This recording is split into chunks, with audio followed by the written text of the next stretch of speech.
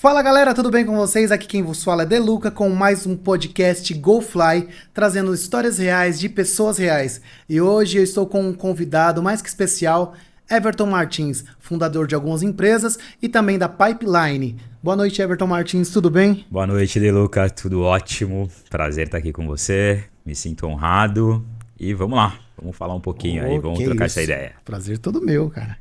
É isso aí. Vamos começar já com algumas perguntas. Com pedrada? Vai vir com pedrada? Pedrada não. Vamos pegar leve. Vamos pegar leve. Beleza, vamos lá então. Fala pra mim quem é o Everton Martins, conta um pouco da história dele, de onde ele veio. Vamos lá. Vamos falar um pouquinho do Evertinho. Evertinho, vamos começar lá vamos começar com o Evertinho. Vamos começar lá na infância. Bom, eu nasci, né, na Zona Sul. Hospital Leão 13, né? Minha mãe fala que nenhum nome poderia ser melhor de hospital pra mim. Leão 13. Bom, filho de mãe solteira, o pai foi ali buscar um cigarro e não voltou mais. E aí minha mãe, né, tocou tudo aí, história da minha mãe maravilhosa. Mas ela encontrou o meu pai mesmo, que foi o meu padrasto, que me criou, ajudou minha mãe a me criar. E depois vieram meus irmãos ali, e já cedo, comecei a ser o responsável ali pelos meus irmãos. Então, fui irmão mais velho, né? Tenho 2 irmãos. E, bom, daí pra frente foi muita responsabilidade e aprontando muito desde os 5 anos de idade com a minha mãe ali. Então você aprontava muito quando era criança? Eu sempre tive um espírito aventureiro. Aventureiro. Muito aventureiro. Então, meus irmãos nasceram ali, meus irmãos nasceram meio que emendados um no outro ali, 1 ano de diferença cada um, e eu tinha 5 anos de idade. E com 5 anos de idade, minha mãe cuidando de 3 crianças, eu mais esperto ali, já saía pra rua, já ia pra outros lugares, já pegava ônibus, já ia pra casa da minha avó sem a minha mãe saber. Então, dei trabalho pra minha mãe, mas porque eu era muito curioso, né? Sempre fui muito curioso e sempre fui desbravador. Então eu queria sempre entender o que tinha além do portão da minha casa. Esse era o meu foco, eu lembro muito bem disso. O que tem numa rua depois? A rua te chamava. Muito. E foi assim. Minha mãe e meu pai trabalharam pra caramba. Nós éramos uma família bastante pobre ali, muito limitada, mas minha mãe costureira, meu pai metalúrgico. E assim, tivemos muitos momentos difíceis, muitos momentos ali de privações de algumas coisas. Mas o necessário nunca faltou e educação dentro da minha casa sempre foi lei. Então, era mais fácil ter um livro do que mistura. Então, a gente teve uma infância muito focada ali em educação. Com todos os meus irmãos, comigo também. O meu pai era bem duro, a minha mãe também era bem centrada nisso. Então, foi essa infância, assim, de eu tentando aprontar bastante, jogando bola em tudo que era lugar, e os meus pais tentando educar a gente ali. Certo, e assim, a sua infância foi Zona Norte, Zona Leste? Zona Leste. Morei que bairro ali da Leste? Na Vila Carrão. Morei na Vila Carrão, perto do Aricanduva. E depois a gente foi ali pro Tatuapé mesmo, num tempo difícil que nós tivemos. A gente morava numa casa muito ruim. Essa casa caiu o teto mesmo, e aí a gente teve que mudar e moramos de favor na casa de uma amiga da minha mãe durante um tempo, próximo ao Corinthians. E depois nós viemos para Guarulhos para aí sim, casa própria, obviamente daquele jeito, né? Constrói 2 cômodos e entra para dentro. E aí vambora. E aí a partir dos 15 anos de idade, eu venho para Guarulhos e sigo minha vida por aqui com a minha família e vamos que vamos. Aqui em Guarulhos, quantos anos você já tinha quando você veio pra Guarulhos? Eu chego em Guarulhos, 2 dias depois eu faço 14 anos. 2 dias depois eu faço 14 anos. Guarulhos? Em Guarulhos. Ali nas imediações ali. Ali no Cocai, ali, Jardim Adriana, Bela Vista e adjacentes. E sua adolescência, como é que foi, Everton? Conta aí um pouco pra gente. Eu acho que muito parecida com a maioria da molecada. Sim. Queria jogar bola, queria ser jogador de futebol. tinha ali uma... E assim, desculpa te cortar, mas Não. quando os nossos entrevistados falam como a maioria dos jovens, é porque assim, uma boa parte dos jovens, eles têm quase a mesma história, né? Então, Sim. ela vai destrinchar uma história bem próxima de algumas outras que a gente já conhece, né, Everton? Exatamente. Porque é o seguinte, né? Eu começo, vamos dizer assim, a jogar futebol mesmo na escola quando eu morava no Tatuapé. E a escola que eu estudava, ela era uma escola muito conhecida por esportes. Eu acredito, eu não sei se hoje existe, mas na década de 90 ali, na Zona Leste, você tinha muitos campeonatos que eram interescolares, né? Sim. E eu era do time, né? Eu fazia parte desses times de futebol de salão, né? E parecia que tinha um talento ali, parecia que tinha uma probabilidade de sair alguma coisa. Então, muito novinho ali, com 11 anos, eu já estava jogando em time com cara de 18, com 20 anos, já era chamado para jogar em alguns clubes. Até me enrolava, porque jogava num clube e aí outro clube que era do mesmo campeonato me chamava e eu ia. Então, parecia que tinha um talento ali. E isso foi aflorando, né? E com sonho de ser jogador de futebol, né? E com o sonho de ser... Na verdade, o primeiro sonho que eu tive era de servir a aeronáutica. Serviu ou não? Eu tinha o primeiro sonho garoto assim que eu tinha era de servir a aeronáutica. Cara, e eu que explanava isso pros meus pais, né? Tanto que meu pai, ele comprava umas revistas que tinha na época de capa dura do exército e mostrava lá canhão, aeronave. Então ele fomentava isso, mas eu comecei a jogar futebol muito menino. Com 5 anos de idade eu já tava na rua, eu já tava bagunçando na rua, aprontando, fazendo arte. E sempre jogava futebol.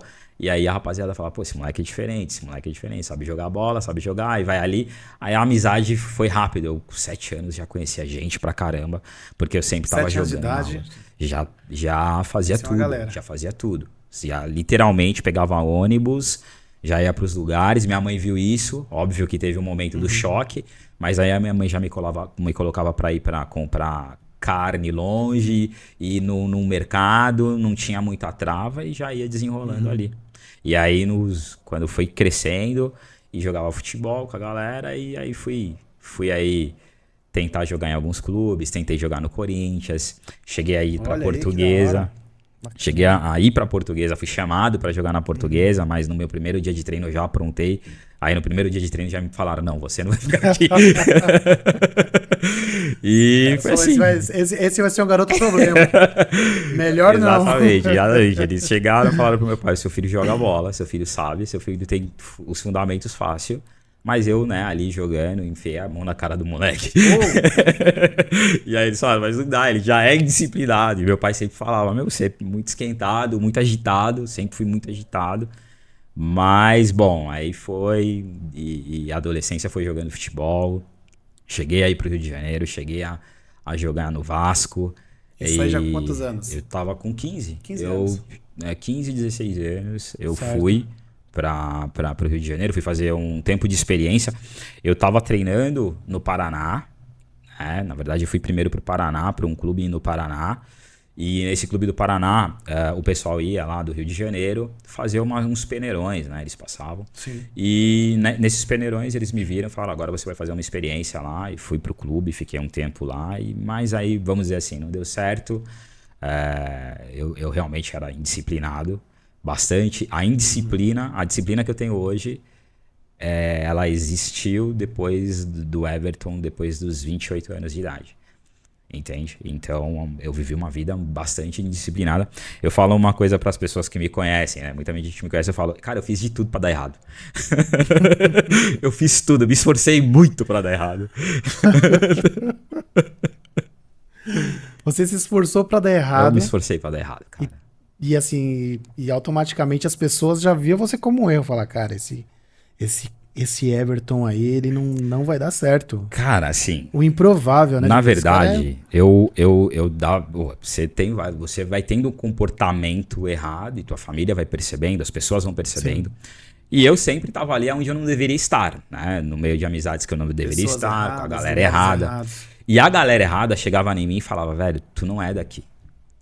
Tu é muito inteligente, você é esperto, você é diferente da gente. Você pode falar um pouco dessa galera errada, desse tempo...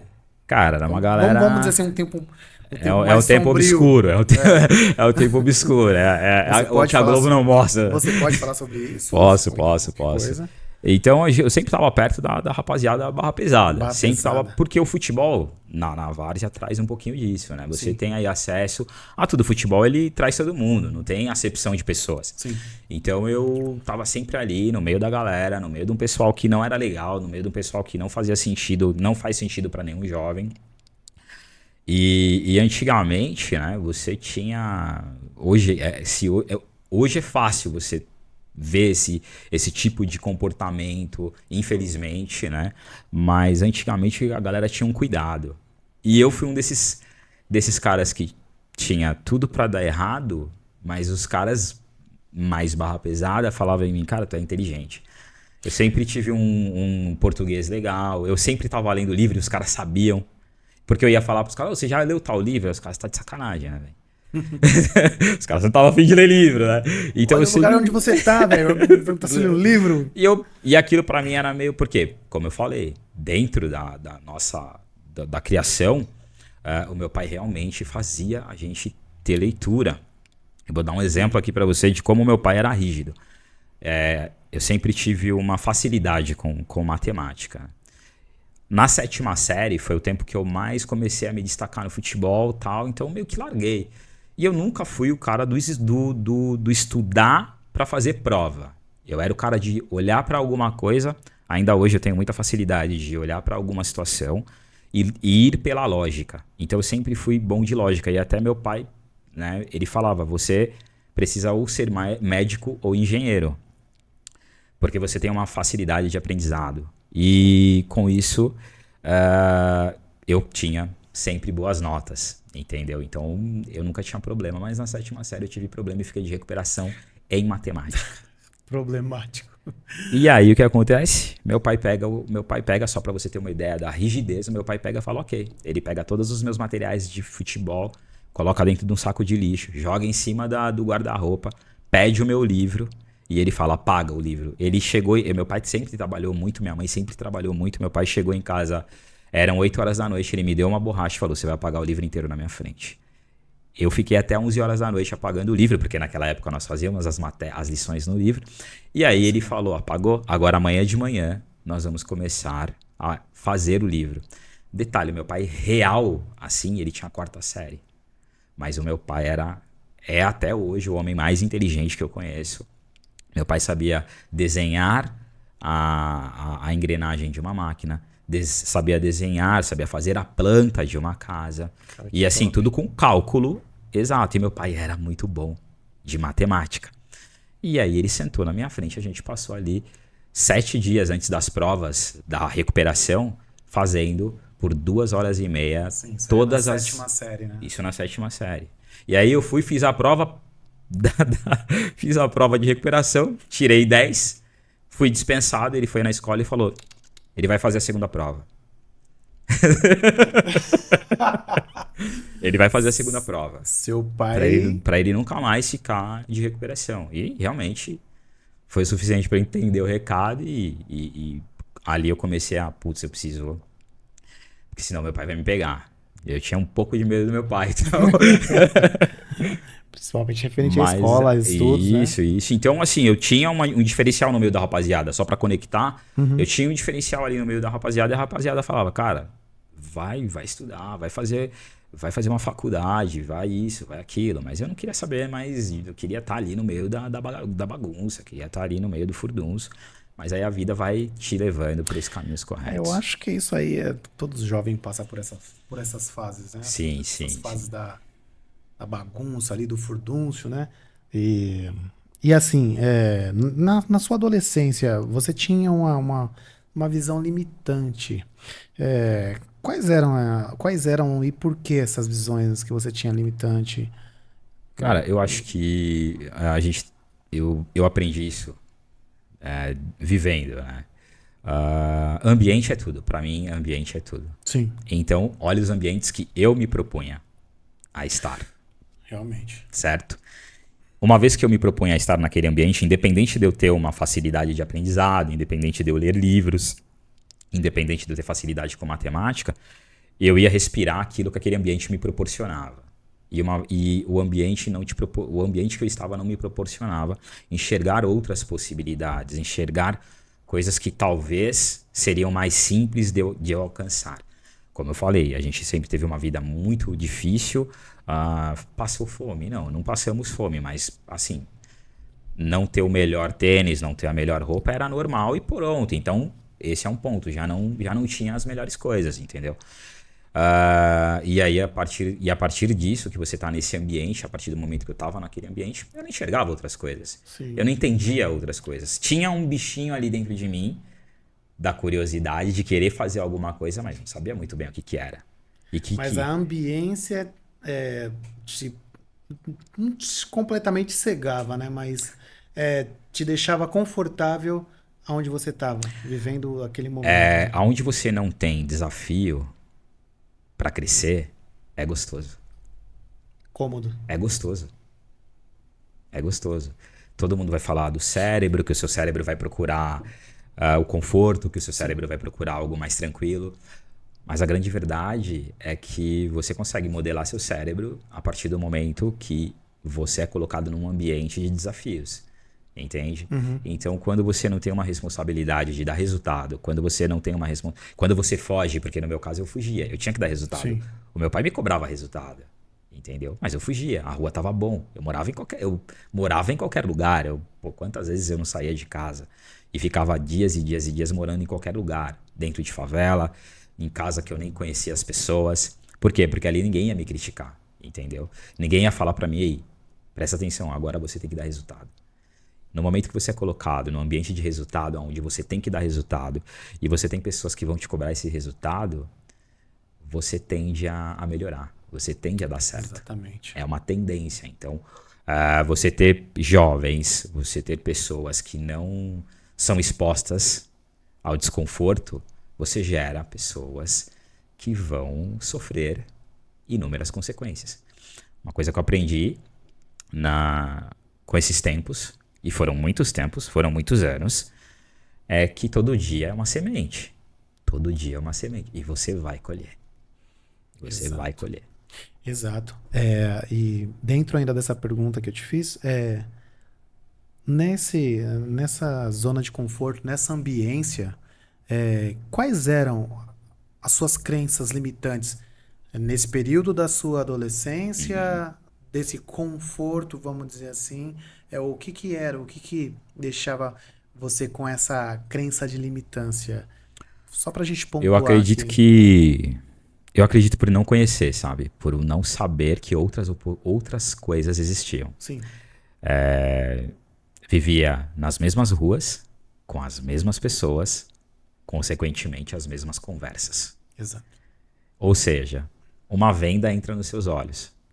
Uma vez que você entra dentro de uma bolha, seja ela qual for, você não tem um conhecimento do que está acontecendo de outros lugares. Você não tem o conhecimento de outras oportunidades. Você não enxerga mais o que é possível e o que não é. Entende? Então eu não digo nem que era uma crença limitante, era tipo assim, cabeça vazia. Cabeça Exato. vazia. É pior do que a crença limitante. Porque eu acredito que a crença limitante, a pessoa tem até ela quer, mas ela fala: não vou conseguir. Ela enxerga. Ela ainda consegue. Isso, ela exatamente. enxerga. Ela consegue enxergar, Ela mas enxerga. ela já tem um bloqueio, né? Exatamente. Eu nem isso tinha. Se eu puxo na memória, e às vezes eu faço esse exercício, eu falo: o que eu pensava da vida? Sim, e até mesmo a gente... Vamos colocar em pauta, eu sei que isso não parte mais da gente, eu particularmente não tenho mais essa linha de pensamento, mas naquela época você colocava a sua cor como uma barreira? Não, acho que eu nunca tive, eu nunca tive. Então, existe muito esse lance do vitimismo e... Eu sei que é até difícil falar isso, porque os mimizentos vai vir como depois? Sim. Mas muitas pessoas elas se vitimizam pelo fato de ser negra, de ser periférica, isso aí não te trazia um bloqueio também na sua adolescência? Na Nesse período? adolescência, não, porque eu tenho um episódio que eu, bem moleque, sou um amigo, né? E é criança, né? Criança fala o que quer, quando quer. E um amigo vai, xinga minha mãe, né? Xinga minha mãe de macaca, eu vou chorando pra caramba pra casa. Minha mãe cata, olha pra mim e fala, volta lá e arrebenta ele. E aí eu tomei assim aquele que se choque. resolve, filho. Vai lá e quebra Você não é da ele. rua? E aí eu volto, no outro dia, pego um pedaço de pau e dou na perna dele. Uou. E acabou. Só que o que gerou ali, né? Gerou um tipo, putz, é assim que resolve. Entendeu? Então eu virei um cara briguento, virei um cara porradeiro pra caramba. E gostava de andar com os caras porradeiros, Sim. entendeu? Então isso gerou esse ativo. Só que ativou isso, né? Mas o ativar isso depois veio rapidamente. Eu fui, por alguma razão que eu não vou me lembrar qual, eu falei, cara, acho que eu não vou por aí. Mas sempre gostei de brigar, sempre gostava muito de brigar. Mas acabei não indo por esse caminho. Porém, não significa que eu não fui viver e não fui enxergar e não fui sofrer isso lá mais tarde. Aí eu fui sofrer isso profissionalmente. Aí sim, quando eu começo a ter oportunidade de sentar em mesas mais interessantes, aí sim, quando eu saio ali do chão de fábrica e começo a ir para um administrativo, começo a ir para um ambiente mais, vamos dizer, de uma escala um pouco melhor dentro de empresa, aí sim eu entendo qual que é o jogo, entendo qual que é o jogo de verdade. Assim, e até corrigindo aqui, quando eu falo em relação a mimimi, isso não anula o fato que realmente existe o preconceito, Sim, existe o de fato. racismo, isso é fato, existe. Sim, e todos nós, assim que eu digo, quando eu falo todos nós negros, nós já passamos por fatos de preconceito, né? É por isso que eu fiz essa pergunta pro Everton, né? Mas, enfim, é só um adendo mesmo, né? Porque é complicado. Porque Esse assunto verdade. é bem Ele é complicado. Se a gente delicado. for entrar Mas nisso, assim, a gente tem que. é complicado, mas tem que ser dito. A Né? gente tem que ter uma. A gente tem que começar a tocar nesse assunto e começar a criar antídoto. Porque isso não vai mudar. A esperança de que um dia o ismo vai acabar, o racismo, o machismo, o feminismo, ele é uma utopia. Ele é uma utopia, ele não vai acabar. Não tem como. Verdade. Entende? Então, só que a gente tem que começar a criar antídoto, a gente tem que começar a falar pra essa rapaziada que tá chegando, pra molecada, pro jovem, que é isso aí, você é negro? Você vai ter que realmente mostrar que você tem capacidade tanto quanto. Sim. Você tem uma mira em você, infelizmente, é isso. Funciona desse jeito. Você tem um filho, né? Tem uma filha e um filho. Tem uma filha e um filho. Isso. Eu também tenho filhos, né? E tenho uma filha também. E assim, eu acho que quando a gente entra nesse assunto do racismo, do preconceito, nós temos que preparar os nossos filhos para enfrentar isso, porque eles também vão passar por isso. Ou seja, ou talvez seja pelo cabelo, pelo tom da pele, né? Mas nós temos que preparar os nossos filhos para isso. Total. Porque assim, o mundo ele é frio. As pessoas elas são frias e elas não pensam duas vezes em magoar um ser humano, né? Então nós temos que preparar os nossos filhos psicologicamente, né? Para poder lidar com essa situação. Eu creio que você, né? Por já passar por isso, você deu tá dando essa educação para os filhos de você. Eu seus vi filhos, que, né? assim, é que eu falo que eu dei sorte, digamos assim, né? Então os meus pais me mostraram, se você tiver conhecimento, ninguém te abala. Eu aprendi isso com a educação dos meus pais. E eu sigo esse caminho para minha filha. Maria Sara tem 21 anos. E ela tinha esse choque. Eu falei, quanto mais você conhecer, quanto mais habilidade você colecionar, menos a sua cor de pele vai ser um destaque. Vai influenciar. Então, ela aprendeu a falar francês cedo. Tá com 22 anos, terminando agora a Universidade de Relações Internacionais. Trabalha numa empresa de tecnologia, já trabalha no ramo de tecnologia desde os 18 anos de idade. E eu falo para ela, mais. E o tom de pele dela, o cabelo dela, Exatamente. não fez diferença. Nenhum. Ela Quanto mais ela adquirir conhecimento, mais notável é o seu conhecimento. Óbvio que nós estamos falando de uma pessoa que teve essa oportunidade, mas assim, hoje, depois da internet, não dá mais para as pessoas falarem, eu não tive oportunidade. Não dá mais. Exato. Agora vamos para a pergunta que não quer calar. E que rufem os tambores. Everton Martins. E quando foi a virada de chave? Cara, a virada de chave foi quando eu tinha 32 anos. Eu trabalhava em uma empresa de tecnologia e comecei como auxiliar administrativo dentro dessa empresa e fui trabalhando. Era uma empresa que estava começando ainda no mercado. Ok, vamos lá, trabalhando. E depois fui pro comercial dessa empresa. Ok, foi indo legal. Em algum momento, depois de um ano e meio, o dono dessa empresa ele vai para uma conferência em algum lugar e ele precisa deixar alguém responsável para dirigir a empresa. Não me pergunte o porquê. Ele me chama e fala, você vai ficar no meu lugar. Só que eu era o mais novo dentro da empresa, mesmo com 32 anos, eu era o mais novo. Então ele toma essa decisão e eu olho em minha volta pessoas mais experientes, pessoas que, no meu ponto de vista, e tenho certeza disso, eram muito mais capacitadas. Ele me escolhe para ficar no lugar dele por 15 dias. Então, literalmente, eu viro ali o diretor de uma empresa e ele fala, você vai ser o vice-diretor dessa empresa. E o frio na barriga? Perdido. E aí, assim, naquele momento, ele percebe isso e ele fala comigo, ele conversa comigo, ele fala, você tem habilidades que as outras pessoas não têm, você tem uma comunicação fácil, você tem uma lógica, a lógica batendo na minha porta de novo, você tem uma lógica de raciocínio rápida, então eu vou te deixar aqui, porque aqui nós temos que tomar muitas decisões. E começa, esses 15 dias para mim foram dias que eu aprendi, provavelmente em um MBA eu não vou aprender o tanto quanto eu aprendi lá dentro. Cara, que louco, que resposta. E aí, sim, eu olho e falo, ei, peraí, tem alguma coisa aqui. Tem alguma coisa que eu não conhecia em mim. E foi...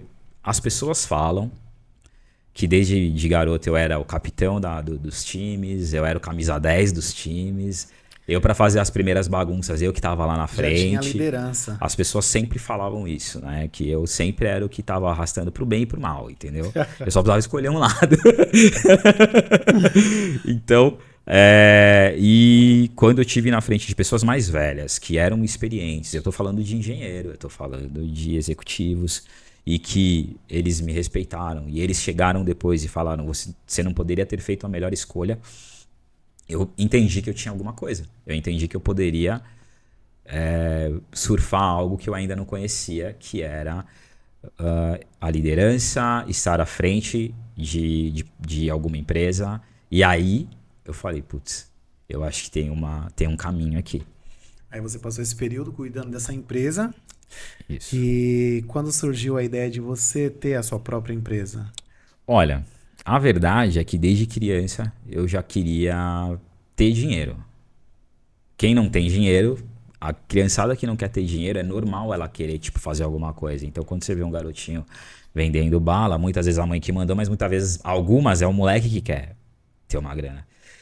E a minha irmã, ali quando a gente tinha ali eu tinha uns 8 anos, minha irmã pequenininha, 3 anos e tal. Minha mãe fazia roupinhas de boneca, minha mãe costureira. E eu via as amigas da minha irmã pegando as roupinhas de boneca da minha irmã. Na minha cabeça, quando eu vi aquilo, eu falei, elas querem a roupa, eu vou começar a pegar as roupas da Mir, que a minha mãe faz, vou pedir pra minha mãe fazer mais, e vou vender pras amiguinhas da minha irmã. Já querendo. Uma visão de empreendedor. E eu levava quem? A minha irmã. Eu ia, eu sou o irmão mais velho, eu vou lá e tal. E aí, vou chegar na mãe e vou falar, você não quer comprar pra sua filha? E comecei a fazer isso. Pô, até tinha uma época, acho que você lembra, das Tartarugas Ninjas. Lembro. Aí o meu pai, ele lutou karatê. E meu pai sabia fazer no chaco. Aí eu falava pro meu pai pegar os cabos de vassoura, fazer pra eu vender. Cortar os muchacos com correntinha, né? Com aquelas Todo correntinhas mundo passou fininhas por de isso. eu fiz esse E eu muchaco. queria vender a parada. Aí eu Pode queria, e aí eu queria vender muchaco, eu queria vender cabo de vassoura pintado de tinta prata. Que isso? E aí o meu pai, não, pô. Não, pô, quem que vai comprar isso aí? E eu pintava e deixava encostado. Aí meu pai chegava e falava, que Da isso, hora. cara? Eu tô rindo aqui, Everton. Eu tô rindo aqui porque, assim, eu quando eu era criança, eu já fazia diferente. Eu tinha um quintal bem grande, mas tinha bastante moleque assim ao redor. A gente morava, tipo, numa vila. E eu me lembro que eu tinha um bar, tinha um bar que era o bar da Dona Rosa, né? Sério. Era tipo aqueles barzinhos de interior. Uhum. Tinha aqueles potes transparentes, né? Certo. E aí eu ia lá pedir pra ela, ô, Dona Rosa, tem uns potes aí e tal. E aí eu colocava uma tábua assim, colocava os potes, comprava 10 balas, colocava dentro assim de cada potinho e vendia pros amigos, cara. E eu tô rindo por causa disso. E também por outra história que eu lembrei aqui. Gente, pra quem não sabe, o Everton, eu conheço já o Everton de alguns anos, mas é tudo espontâneo aqui, a gente não a gente não ensaiou nada, tá sendo tudo espontâneo. E eu lembrei de um fato, desculpa, depois você volta nas roupinhas lá, tá? Pra gente não sair do foco.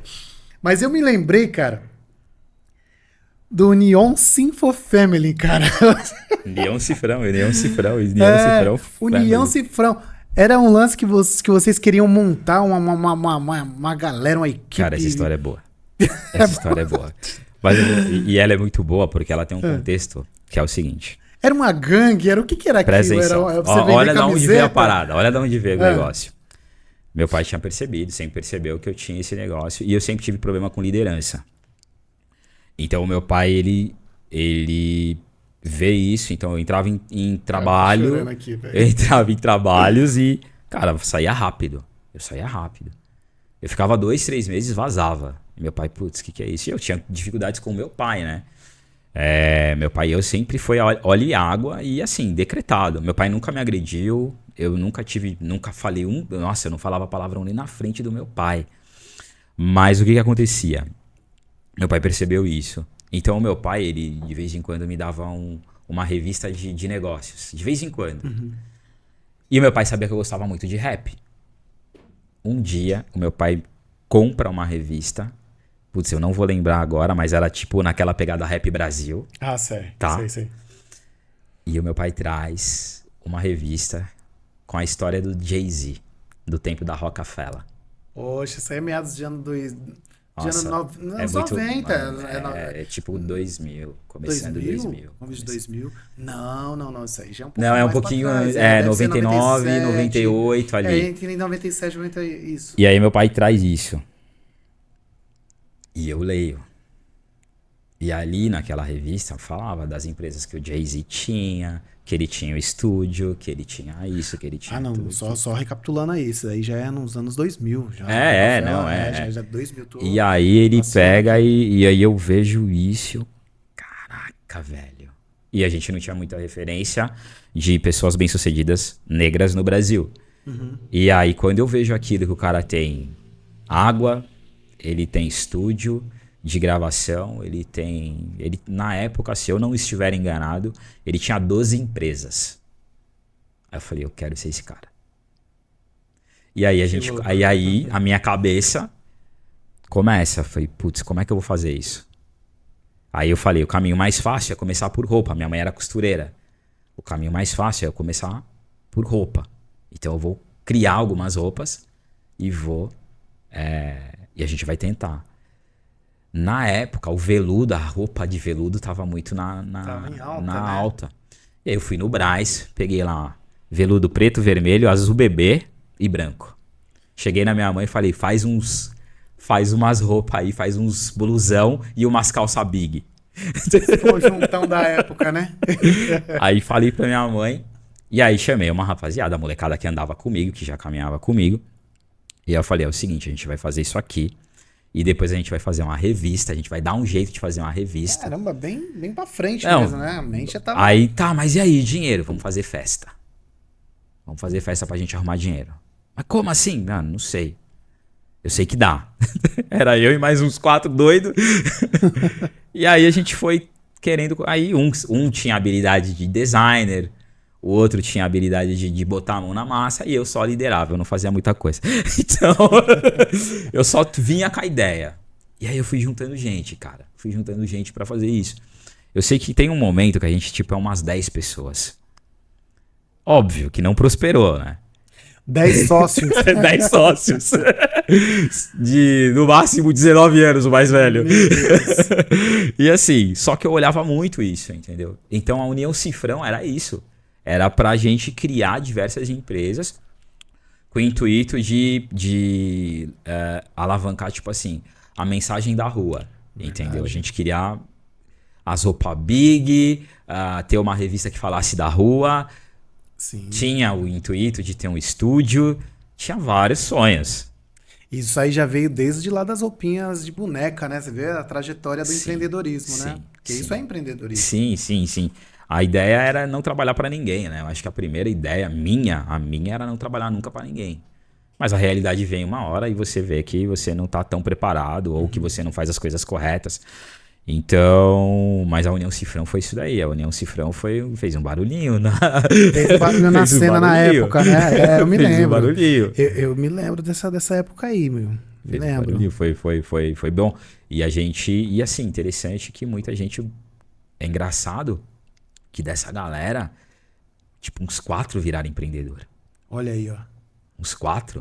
Vamos dizer que a semente lá foi plantada, né? Cara, e era loucura, assim, era tipo, ninguém tinha noção de nada, mas uns 4 foram tocar seus próprios negócios. Isso é muito louco, né? Muito louco. Isso é muito louco. Ambiente. Então, naquele momento a gente tava pensando no quê? Cara, como é que a gente faz pra fazer dinheiro? Como é que a gente faz pra fazer dinheiro? Tem que fazer dinheiro, tem que ganhar dinheiro, a gente tem que fazer dinheiro. Porque nessa revista falava muito disso, né? Do make money. Tipo, fazer dinheiro, entendeu? Então a gente parava de falar de ganhar dinheiro. Então é a influência daquilo que você vai lendo, a influência daquilo que você vai vivendo. Certo. E na virada de chave foi a partir dos 32 anos, né? Que teve a virada de chave. E aí você passou por esse processo em cuidar dessa empresa. E quando foi o momento da pipeline? Tá. Que eu tô curiosíssimo pra saber. Bom, eu passo por essa empresa, depois eu saio dessa empresa de tecnologia. Certo.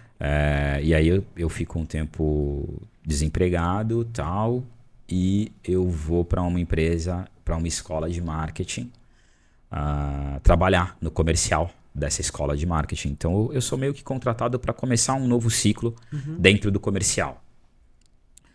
Eu vou para lá e começo a trabalhar bem e os resultados começam a chegar, eu começo a bater meta aumentava, eu batia, meta aumentava e eu ia indo. Um pouco antes disso, né, eu trabalhei com você na o Everton trabalhou comigo. O Everton trabalhou comigo na Alpha Crew. 2016 o Everton trabalhou comigo. 2016. Eu trabalho ali com você 6 meses na Alpha, de junho a dezembro.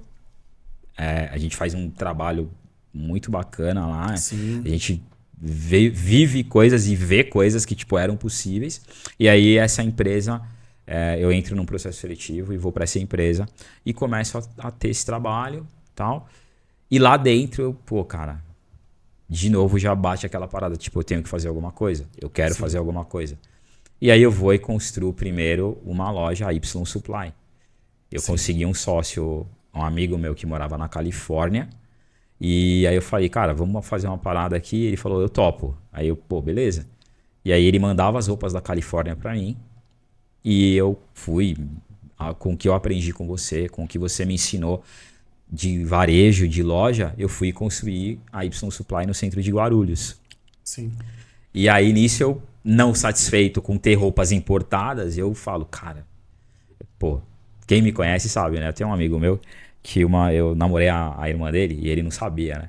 Aí um dia ele chegou na casa da mãe dele e tava um monte de roupa da Nike. Aí ele falou, Everton tá namorando com você? E aí o que acontece? Se entregou no presente. E aí o que acontece? Eu sempre gostei muito da Nike, da Adidas, mas a Nike sempre foi uma marca que me encantou.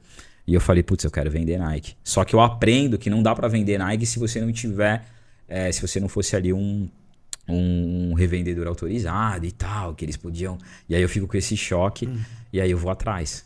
Eu falei, cara, eu vou atrás de falar com esses caras. Eu quero vender Nike. E aí é o seguinte, só que assim, era literalmente, vendia o almoço pra comer a janta. Então eu só pegava a grana pra trazer roupa. Que loucura, né? Vida do empreendedor brasileiro, de fato, né? Não, é total. De almoço pra comer a janta, essa loucura. Jogando o jogo, né? Como falam, pele em risco, skin the game, né? Então assim, eu vou lá e aí eu consigo a autorização pra ir no showroom da Nike lá na Lapa. Isso é louco. É o triunfo. Só que tem um problema, né? O tênis que eu tava, então, tipo, as roupas mais loucas, eu tinha Stussy, Primitive, Obey, todas as roupas gringas que todo mundo queria, tava na minha loja, tinha sei lá quantos R$ 1.000 em roupa e o meu tênis tava furado. Aí eu tenho que ir pra Nike fazer essa reunião pra conversar com os caras, porque você vai lá, vai trocar ideia com os caras e os caras vão falar, ó, isso aqui você pode comprar. Aí eu, putz, e agora? Como é que eu vou com esse tênis lá, né, brother?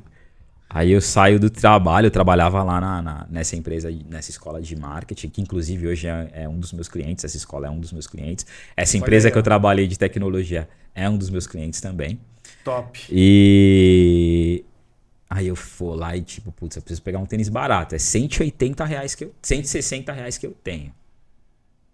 E o único tênis de R$ 160 que tinha era um Adidas Advantage. Ah, não.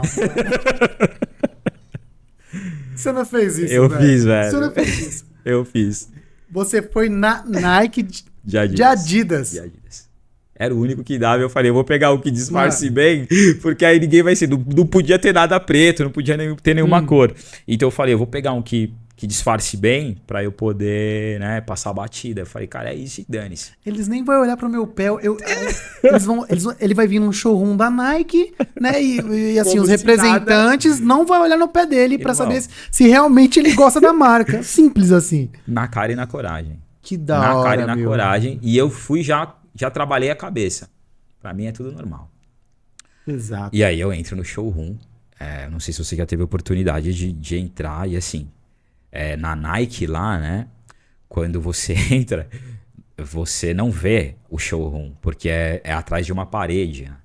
Então você entra e eu fiquei lá e eles, não, só um momento, senhor Everton, tal, e gente pra lá, gente pra cá Lugares e tal. especiais E para pessoas especiais. Exatamente. Aí vem uma moça, fala, você que é o Everton Martins? Sim, sou eu. Ela, vem comigo. Aí ela vai reto pra uma parede. Eu falei, ué. E aí eu olho, não tem saída. Né? Eu falei, ué, acho que ela vai catar. Vai botar pra fora, né? Tô de Adidas. Aí na hora que ela encosta na porta, assim, abre, e Que aí eu entro. isso? Aí é outro mundo. Aí é outro mundo. Aí é outro mundo. Aí era... Beleza, aí a gente vai... Cheguei, fui recepcionado, eu lembro até hoje. O nome dele era Pimentel, ou Pimenta, acho que era um desses sobrenomes. E ele fala, olha, bem-vindo à Nike. Aqui você vai ser tratado como todo mundo. Tá vendo aquele pessoal aí? Tinha uma banca assim de caras. Era a galera da Netshoes. Você vai ser tratado igual eles. Não importa que eles são da Netshoes. Fica à vontade. Olha. Aí eu, pô... Só que é o seguinte, né? Imagina, a galera vai lá e comprava, pô, de 200, 300, 400 mil reais. E eu fui lá pra saber o quanto que eu dava pra comprar, entendeu? Quanto que o dinheiro que eu poderia ajuntar pra comprar. E eu tava zerado. E aí eu sento com eles tá, onde está a sua loja, mostra a foto, porque você tem todo um processo pra você ser chamado. E eles, cara, você vai arrebentar. Ó, faz o seguinte. Aí os caras se ligaram, né? Aí ele, ó... O mínimo que você pode comprar é 5 mil e alguma coisa. Faz essa compra, põe o pé na água e aí você continua. E assim eu fiz. Eu encomendei sem ter o dinheiro, né? Então você encomendei e tal, ó, você tem tantos dias para pagar, fui fazer o corre para fazer o dinheiro. Fiz o dinheiro, beleza. Nike, tamo dentro. Aí vamos para Adidas. Queria entrar na Adidas. Foi um processo um pouco mais difícil, mas também cheguei lá na Adidas, aí cheguei de Adidas. Aí cheguei de Adidas. Mas assim, quando eu chego, a minha loja era de streetwear, né? Quando eu chego assim, tem uma área assim que tem todos os produtos de streetwear.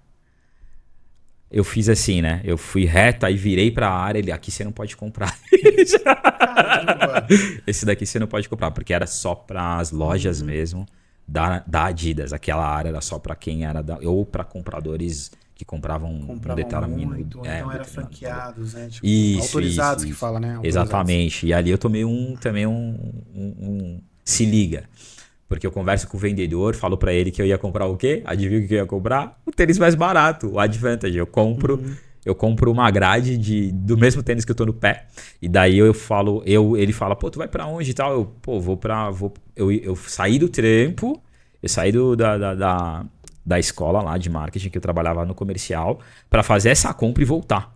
Caramba. Cara. E aí ele fala, pô, você vai pra onde? Eu falei, pô, foi em Barueri, né? A Adidas, pelo menos na época, era em Barueri. E daí eu tenho que voltar ali pra linha amarela. Ele, pô, vou te levar. Ele me chama, pô, o cara tinha um baita de um carro, na época um Civic maravilhoso. A hora que eu entro, ele bate a porta e fala assim, você tem certeza que você vai comprar essas paradas? Caramba, assim. Desse jeito. Porque a gente não tá aqui de brincadeira.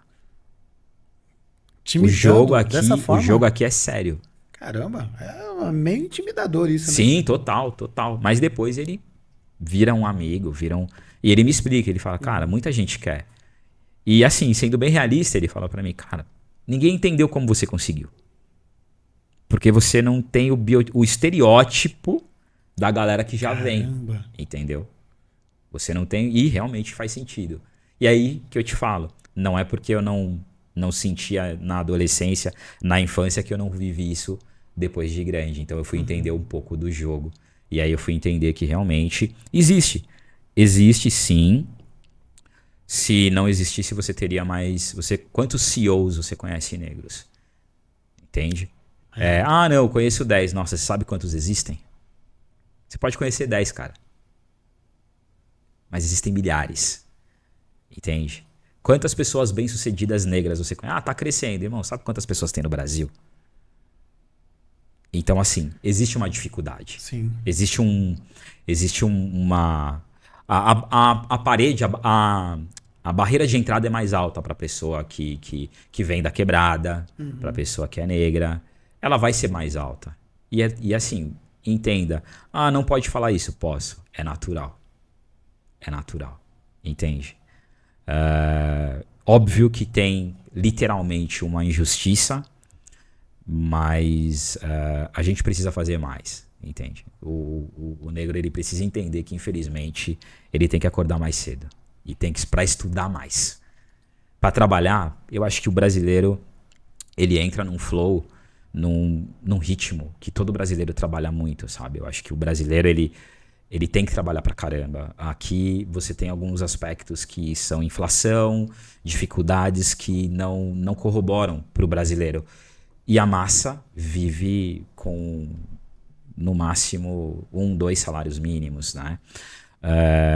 Não é comum uma pessoa ganhar 3, 4 salários mínimos. E você tem uma inflação que corrói o dinheiro, certo? Então, o trabalhador, o brasileiro, ele é brabo ali trabalhando. Porém, o negro, ele tem que entender que as dificuldades, elas vão existir para que ele consiga prosperar.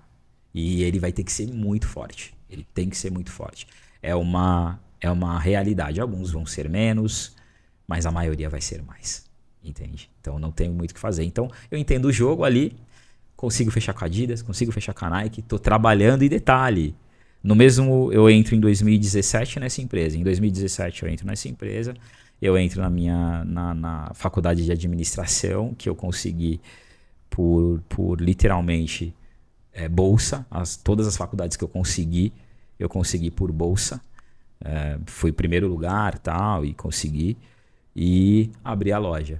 E o meu filho estava nascendo, o Joshua estava nascendo. Então, em 2017 foi essa pegada. Entrei na Mirago, entrei na faculdade. Foi desafiador 2017, né? Foi. Mas eu estava disposto, né? Eu gosto disso. Eu gosto do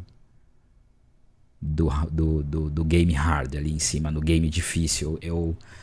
Isso me dá vida. Eu gosto do jogo difícil, sabe? Do jogo que ninguém pensa que vai dar certo, que ninguém quer fazer. Já diz o ditado, né? No mais difícil tem menos concorrência, né? O mais difícil, a parada mais difícil tem menos concorrência. Exato. Entendeu? O mais fácil tem muita gente querendo fazer. Então, por isso que vem a ideia. E aí, depois disso, eu tô ali e ao mesmo tempo eu já tô abrindo uma agência. Eu tô com a loja e já tô abrindo a primeira agência, que viria a ser a primeira empresa do grupo Pipeline, que é a Pipeline Marketing. E ali eu já tô, porque eu tô muito perto de gente, de pessoas que estão fazendo marketing, de pessoas que estão estudando. E aí eu começo a ver algumas oportunidades e aí eu saio em 2019 e começo a Pipeline Marketing. E aí daí pra frente, luta para não cair na média, que a média é, empresas duram no Brasil no máximo de 2 a 3 anos, né? Há de se ver aí no ano passado, nós tivemos 2 milhões, cento e poucas mil empresas fechando, né? Tudo bem, houveram 3 milhões, 8 alguma coisa de empresas que foram abertas, mas nós tivemos 2 milhões, mais de 2 milhões de empresas sendo fechadas. E eu tô ali em 2019 vivendo ali também do que dava. Porque eu saio da empresa, pego os meus benefícios e falo, agora eu vou botar o pé no acelerador. E começo a Pipeline Marketing. 2019 ruim pra caramba. 2020 eu começo o que seria o projeto da Pipeline Sales. Então eu travo a Pipeline Marketing, começo o que seria a Pipeline Sales. A Pipeline Marketing é uma empresa de Marketing Intelligence, uma empresa de marketing. E a Pipeline Sales é uma empresa que terceiriza o comercial de pequenas e médias empresas. Então a gente pega o comercial daquela empresa está indo mal, eu vou lá, pego os meus contratos vendedores, faço o meu treinamento, coloco eles para literalmente fazer a operação com os meus gestores e aí a gente vai fazer esse comercial dessa empresa gerar resultado. Como se fosse o sócio. Não chega a ser um sócio, mas eu falo, eu sou sócio sem ser sócio. O sócio que eu digo é aquele programa, você se lembra daquela série que tinha? Eu lembrei. Mas... Então eu vou e começo a fazer isso.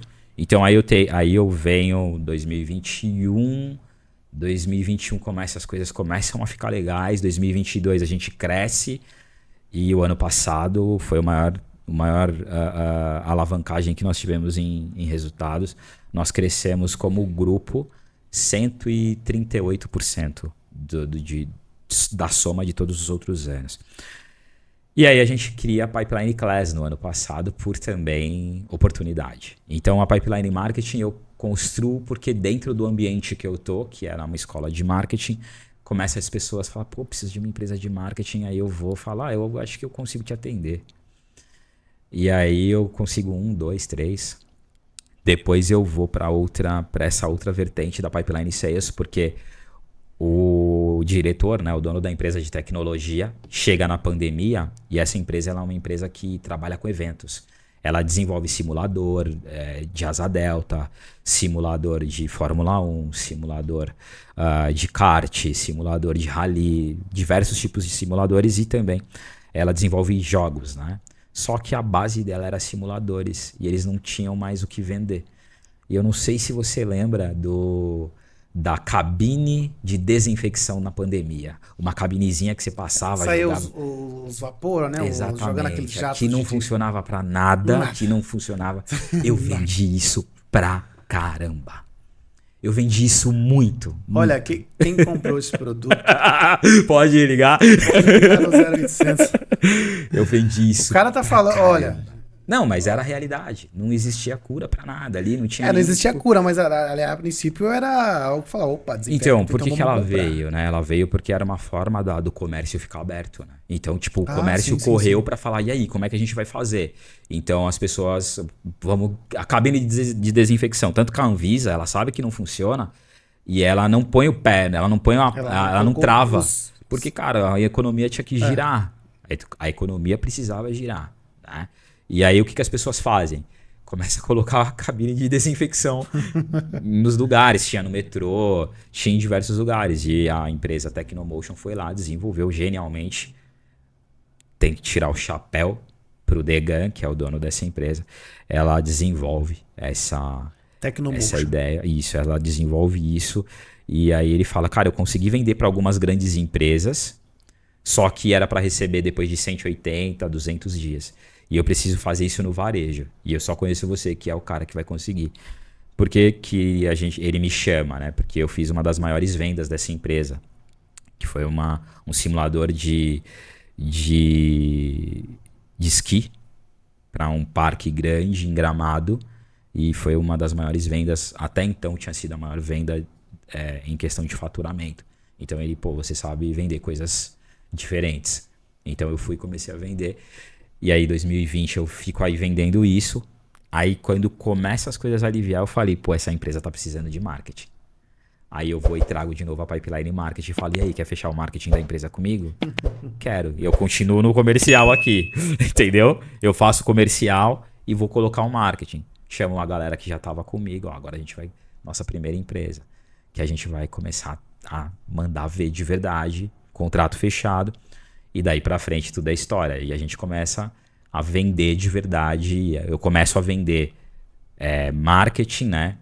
Propostas de marketing para as empresas, proposta de comercial, de terceirização comercial, que é difícil pra caramba, é uma operação de muito risco, porque você tem que todo momento dar resultado, né? A pessoa é você pegar a tua empresa e passar o comercial para mim, entendeu?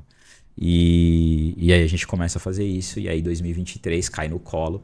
Eu tô num momento ali fazendo algumas coisas e uma pessoa me liga. Eu tinha dado uma mentoria em 2020 para um mentorado meu. E aí uma pessoa me liga, antes um rapaz me liga e fala, cara, preciso dos seus conselhos. Aí eu, pode falar. Ele, não, precisa ser pessoalmente. Eu, beleza, só que só tem 1 hora. Ele, eu vou pagar. Olha só como foi a história. Eu vou pagar por isso. Eu, vai pagar? Ele, qual que é seu preço? Aí eu já joguei lá, eu falei, R$500, velho. Eu te dou 2 horas aí por R$500. Eu vou, saio, falo, só que tem que ser perto da minha casa. No shopping perto da minha casa. Porque realmente eu não tinha tempo, eu tinha reunião. Fui pro shopping, o cara foi, me pagou os R$500. Quando eu tô conversando com ele, dando os conselhos pro negócio dele, o meu telefone toca. E eu, caramba, telefone que eu não conhecia. Tocou, insistiu, aí eu falei, cara, desculpa, vou atender. Aí atendi. Era uma pessoa, oi, tudo bem? Quem me indicou você foi o Kleberson. Ele falou que você deu uma mentoria. Olha só, eu não tava fazendo nada disso, eu não tava publicando, eu não tava fazendo nada. Me ligam, uma das minhas mentoradas hoje, tá até hoje comigo, e ela fala, eu queria muito fazer sua mentoria, porque ele falou que fez a mentoria com você em 2020, mas era uma parada que eu nem chamava de mentoria. Eu tava desesperado por grana, então eu vendi o que desse, irmão. Se você me colocasse esse copo aqui, eu ia vender. Então o que aconteceu? Ela me chamou na hora que eu tava dando uma mentoria, que eu nem sabia que eu ia dar mentoria naquele dia, que eu nem sabia que eu ia fazer esse produto. Eu falei, beleza, vou mandar uma proposta pra você. E aí, liguei pro meu pessoal da Pipeline Marketing e falei, faz uma proposta aí pra mim de mentoria, porque eu acabei de receber uma ligação aqui de uma pessoa que quer uma mentoria. Aí a galera, enquanto eu tava na mentoria, os caras fizeram a proposta, mandaram pelo WhatsApp, eu mandei pra ela, ela falou, quando que a gente começa? E aí começou a Pipeline Class. Então, ou seja, essa moça que te contatou, então já era seu segundo cliente, assim? Não, no mesmo dia. No mesmo sem dia, eu ter sem prospectado. você ser mentor.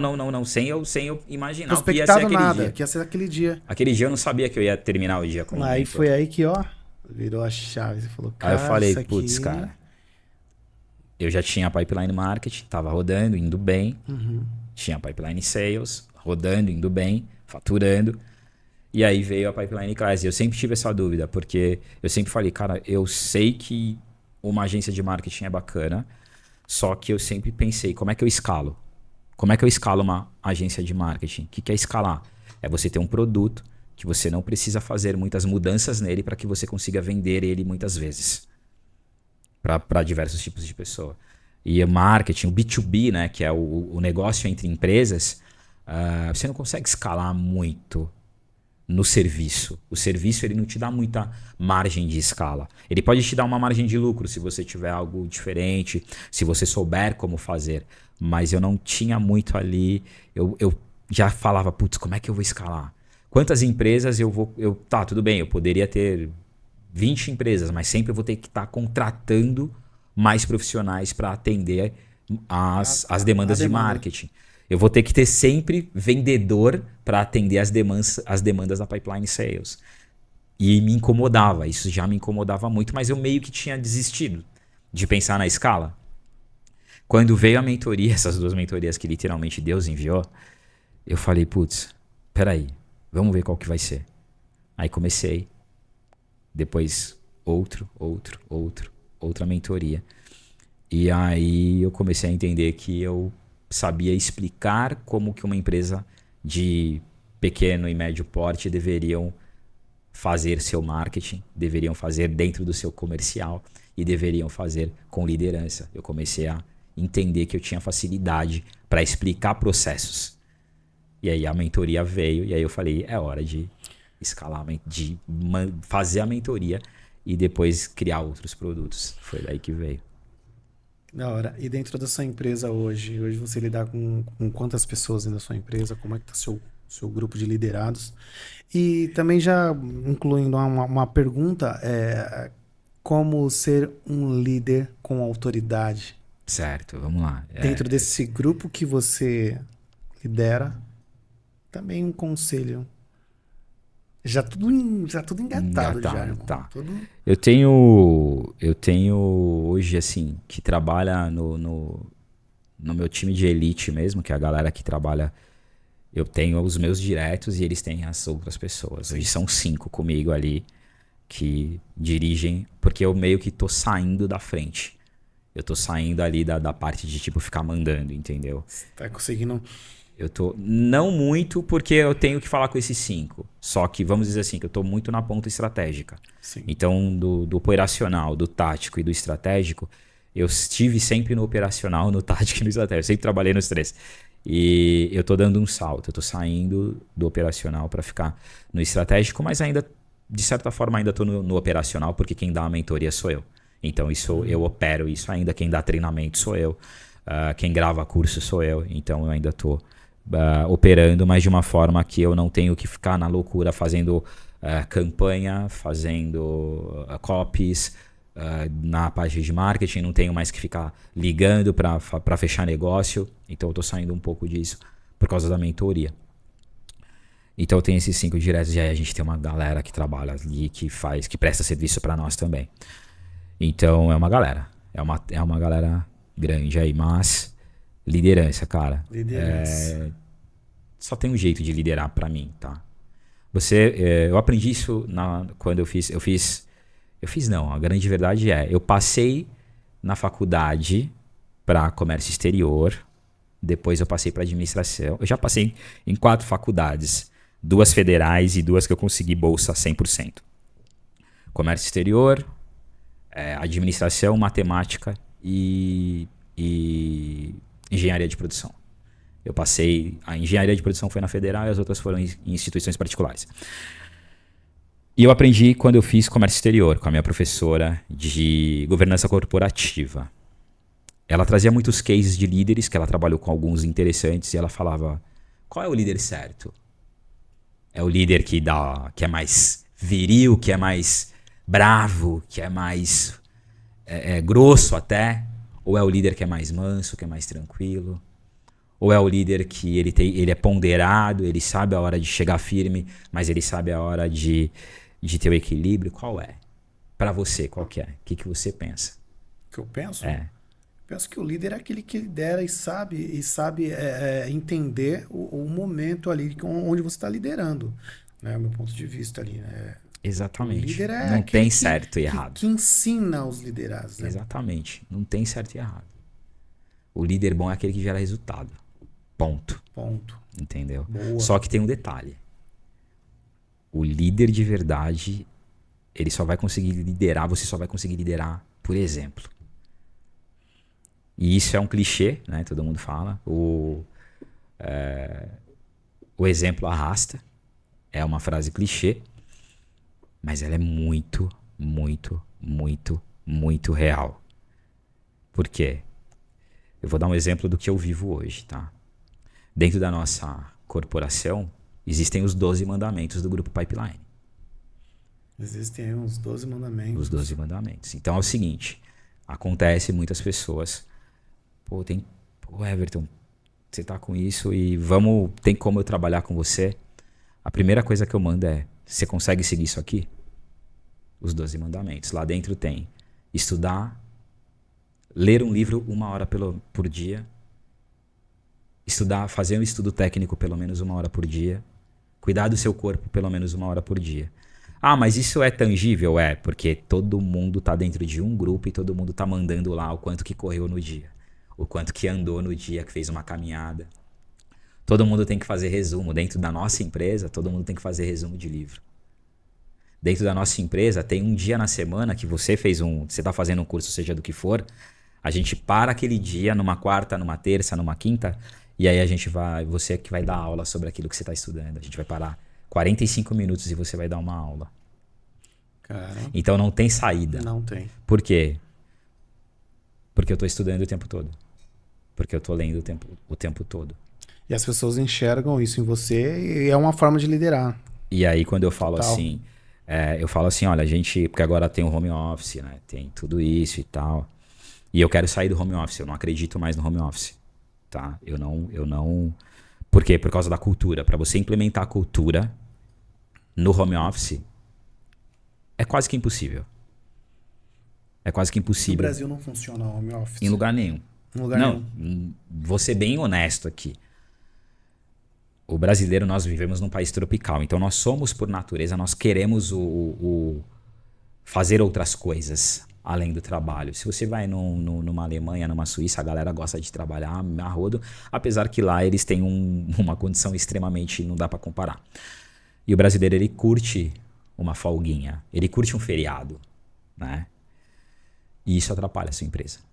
Isso atrapalha e atrapalha muito. Ah, vai ter que trabalhar até se matar? Não, não é isso. Existem momentos dos seres humanos. Eu considero o seguinte, hoje tá muito fácil você ser bom. Hoje tá muito fácil você ser bom.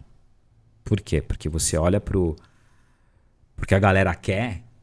Se você falar simplesmente, cara, eu vou trabalhar 12 horas por dia e pronto.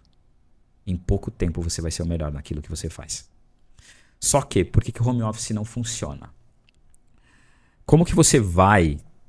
Vou dar um exemplo para você. Como que você vai trazer uma energia comercial para alguém que não tá do teu lado e que ele tem condição de burlar o tempo dele? Ele tem condição de burlar. Tanto que como é que eu faço? Hoje meu time todo tá em home office. Como que eu fiz para acabar para não ter esse problema? Nós pagamos uma ferramenta lá de vídeo. É o seguinte, 9 horas da manhã tá todo mundo dentro da sala. Não tem como dar caô nessa... Câmera aberta. Acabou. Não tem como. Câmera aberta, todo mundo no mesmo lugar. Literalmente tipo, meteu o louco, não esquece. tem todo mundo lá. 10 negros lá, todo mundo lá, trocando ideia e diversas áreas diferentes. Ah, não, eu não gosto. Se mutar, por que você tá mutado aí?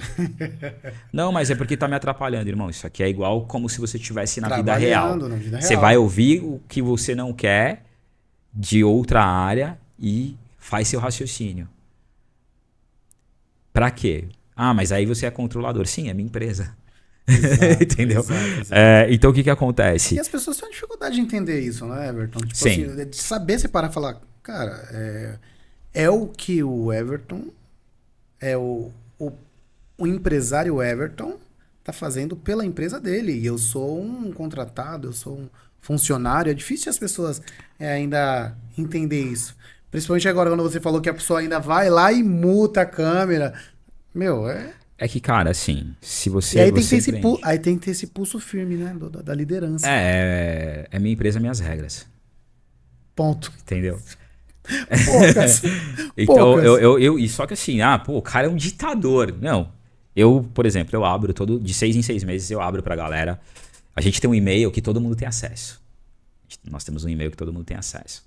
E aí eu falo assim, galera, pode mandar o e-mail dando todo o feedback mesmo que vocês quiserem sobre mim.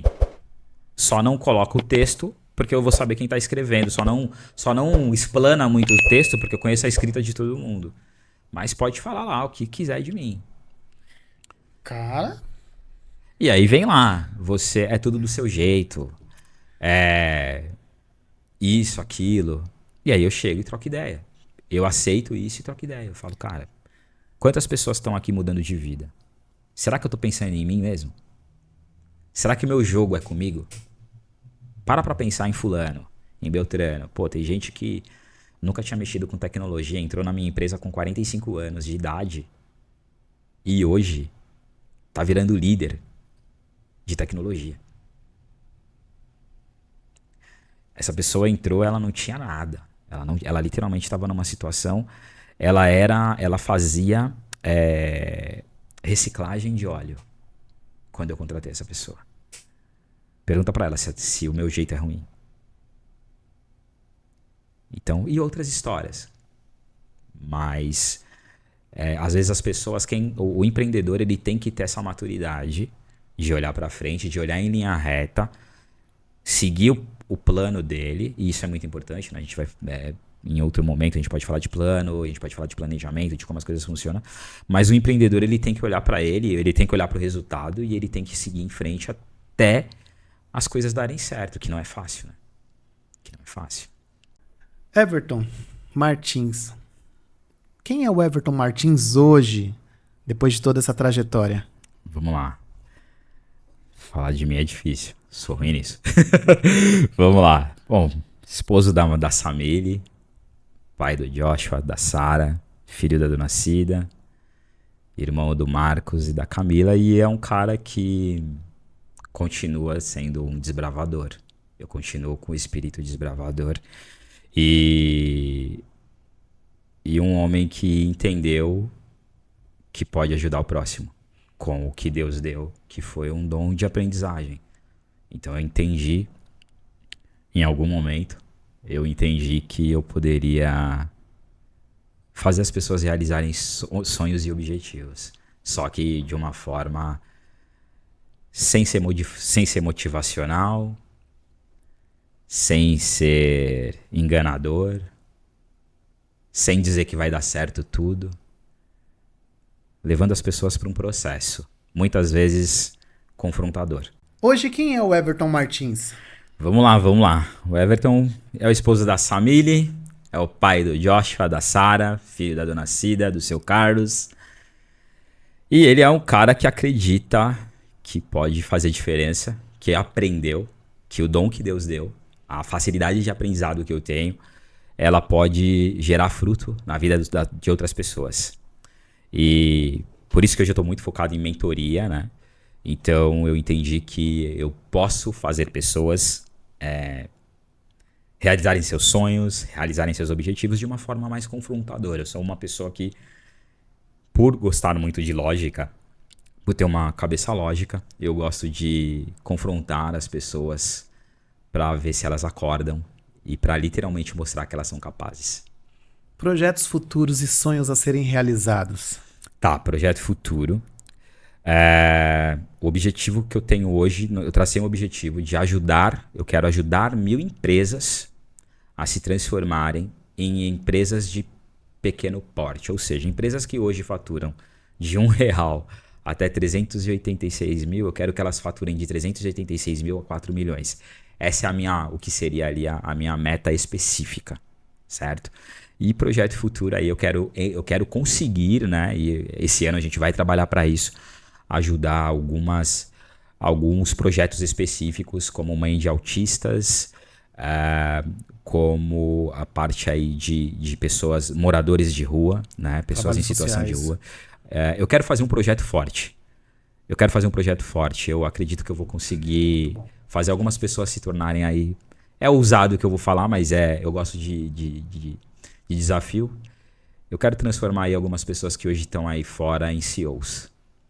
Legal, cara. E esse público que você atende, esses empresários empreendedores que você atende, é o público A, B e C? Sim. Tem muita gente que tem uma grana, mas que a empresa é pequena, né? Sim. E tem muita gente que tem uma empresa pequena simplesmente. O brasileiro empreende, em sua maioria, por necessidade, né? E quando eu falo, né? Eu trouxe ali aquele dado.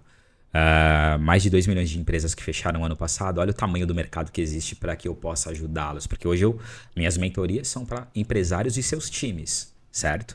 Então no ano passado 2 milhões de empresas que fecharam. Vamos dizer que desses 2 milhões, apenas 1% realmente eram empresários que estavam ali no campo de batalha. Tem uma galera aí precisando de mentoria, tem uma galera precisando do Sebrae, tem uma galera precisando de um monte de gente. Mas parece que não tá chegando. Parece que essa informação de o que você tem que fazer, qual que é o processo. Uma empresa sem processo, ela é uma empresa fadada ao fracasso. Entende? E não adianta. Não adianta. Óbvio que você tem que ver o que você quer. Qual tipo de empresa que você quer. Mas o meu objetivo é transformar mil empresas aí em empresas que faturam aí entre 386 milhões e 386 mil e 4 milhões, literalmente. Uma meta smart aí, digamos assim. E qual o conselho que você pode dar para os telespectadores jovens, adultos? Tá. É ali, né? Aqui, ó, né? Leve a sério seus sonhos. Leve a sério seus objetivos. Não é porque você está sonhando que você é digno de chegar lá. Então, quando você tiver um objetivo, quando você tiver um sonho, faça um favor para você mesmo. Pensa no quanto que você vai ter que se esforçar para realizar esse sonho, esse objetivo. Porque uma vez que você só sonha e fica sonhando dia após dia e não faz o que deve ser feito, você mina a probabilidade do sonho ser alcançado e você mina a oportunidade de outras pessoas realizarem sonhos. Então, leve seus sonhos a sério. É isso aí, galera. Mais um podcast Go Fly com o nosso queridíssimo amigo Everton Martins. E não esqueça, toda segunda-feira, a partir das 21 horas, histórias reais com pessoas reais. Go Fly Podcast. Vem voar com a gente. Obrigado, meu amigo. Valeu, mano. Obrigado, De Luca. Tamo junto, valeu. Tamo junto, obrigado. Obrigado.